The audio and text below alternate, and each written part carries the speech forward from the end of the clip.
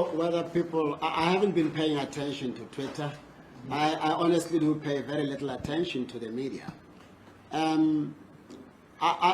don't know whether people honestly misunderstood what I said or deliberately misunderstood what I said. And maybe it's necessary to reiterate what I said. I said, if there is any vaccine that is being manufactured to advance a satanic agenda of the mark of the beast 666, if there is any vaccine that is being manufactured for the purpose of corrupting the DNA of people, that vaccine must be burned, it must die. God must intervene and destroy it. So anybody who supports a vaccine that infuses 666 in the bodies of people, anybody who supports a vaccine that is meant to corrupt the DNA of people, I would understand if they raise an alarm. That's it. I want every corrupt thing to be destroyed. And if it is politics, it is the kind of politics that I'm happy to advance anytime, anywhere. So people must come out. Do they support the satanic agenda? They must tell us why.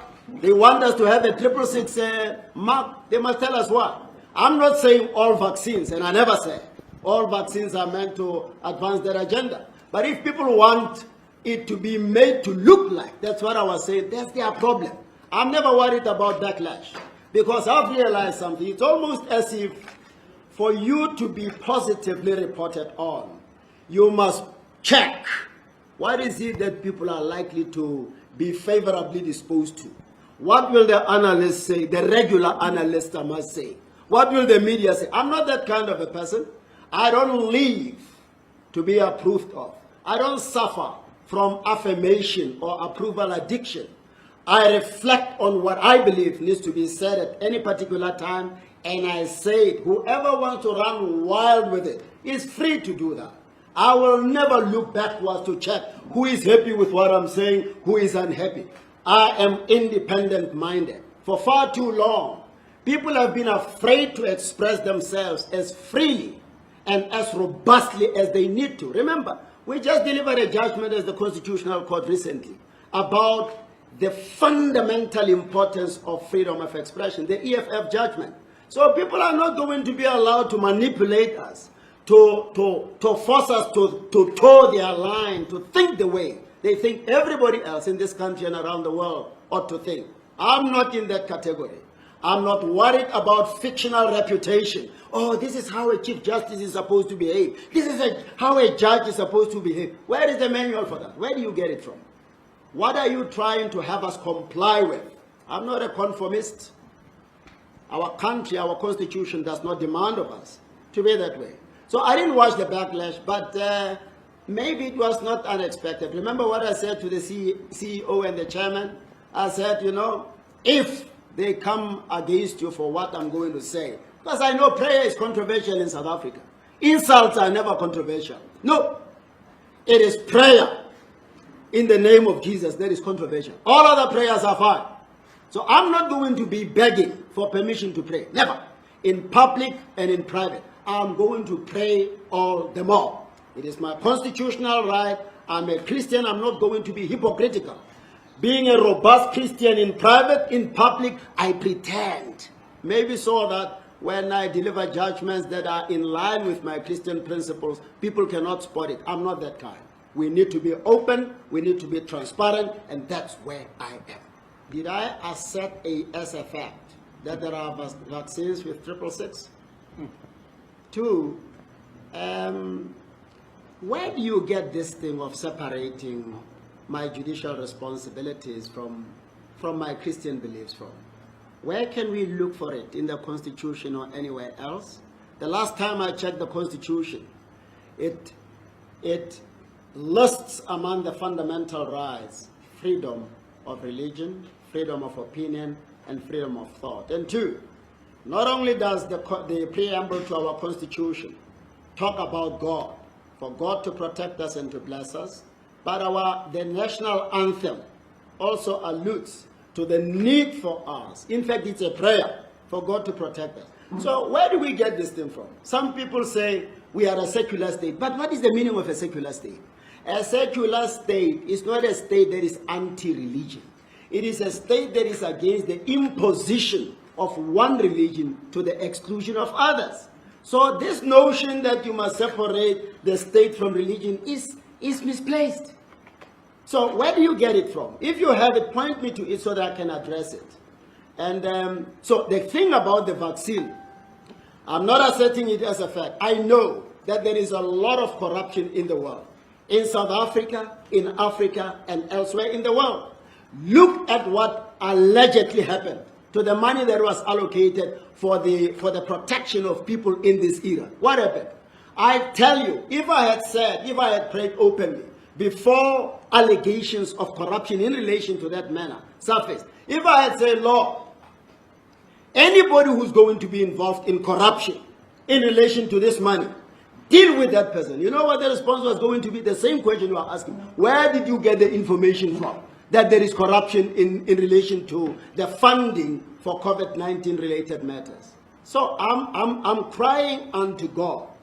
Whether you call it politics or not, it's neither here nor there for me. And I won't stop doing it. I'm crying unto God. If there is any vaccine, I don't want it.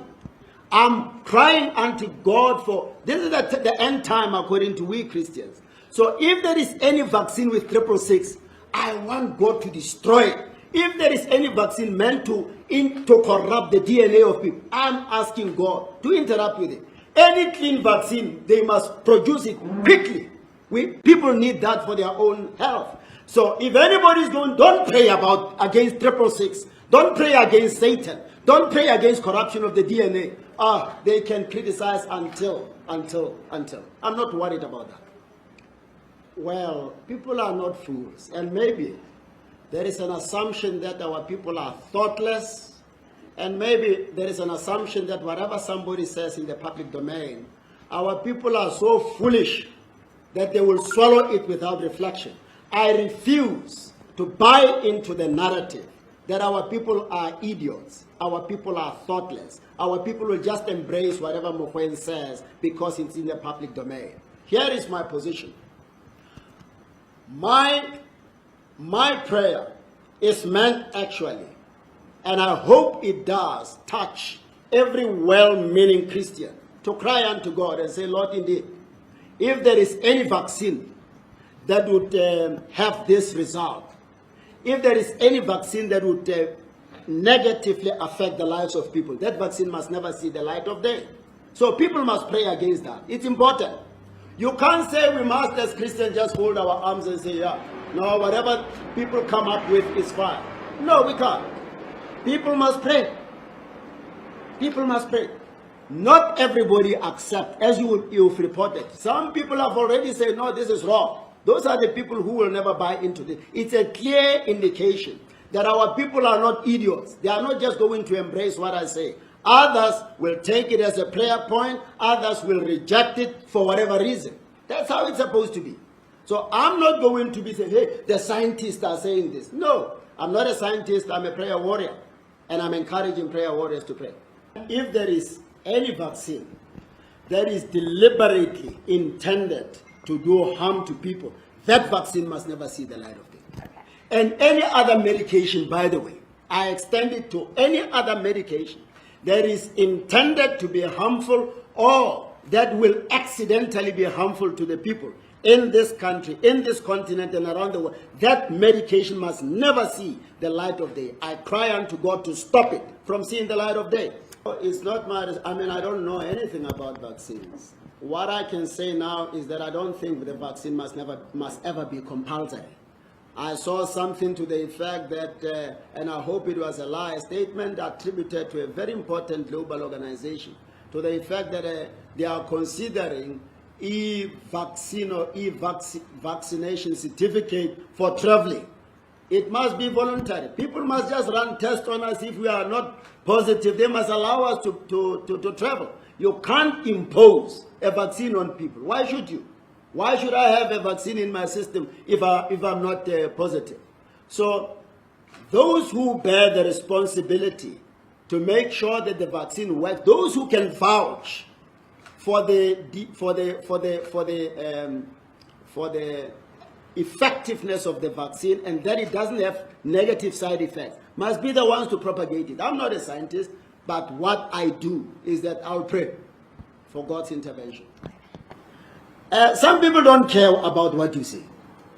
They care about sensationalizing what you have said, developing a narrative that is not a true reflection of what you have said.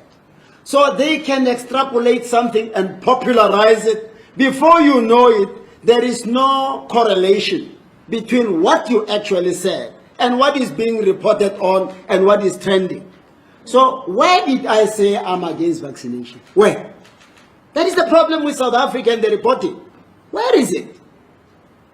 So there is, I don't know whether it is the laziness to think or a determination to push a particular agenda against some of us. I don't understand. Where did I say that? Where does it come from?